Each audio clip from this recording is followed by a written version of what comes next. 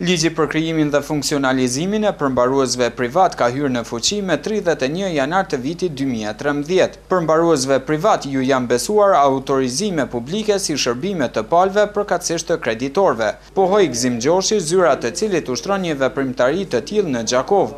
Përmbaruesi privat ka autoritet, domethënë që t'inkason mjetët nga debitorët, bazë dokumentit autentik që konsiderohet faktura, bazë gjykimeve të plotfuqishme me gjykatave kompetente, me bazë marrëveshjeve notariale, kontratave notariale, të cilat tash për ligjin e ri notarisë kanë titullin ekzekutiv.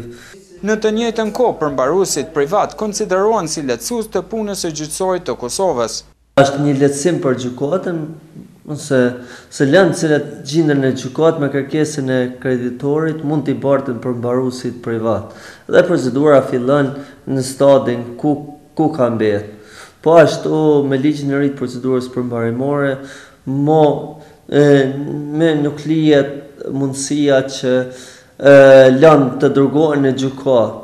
Kështu që kjo kompetencë ju kalon ekskluzivisht përmbaruesve privat, ku kreditorët janë të obliguar me ligj që lëndët i dërgojnë tek përmbaruesit privat. Borxhet e papaguara të institucioneve publike private janë lëndët kryesisht me të cilat merret zyra përmbaruese e Gzim Gjoshit, që nga hapja e saj. Gjitha janë për borxhe, po kemi borxhe të sjellësit, që janë numër më i madh. Kredite ndryshme, cilët janë nëpër banka, cilët janë në vonesa, janë lërime të objekteve, cilët kanë me gjykim plotfuqishëm e kanë fituar drejtën e pronësisë dhe tash kërkohet që të zbatohet ai gjykim.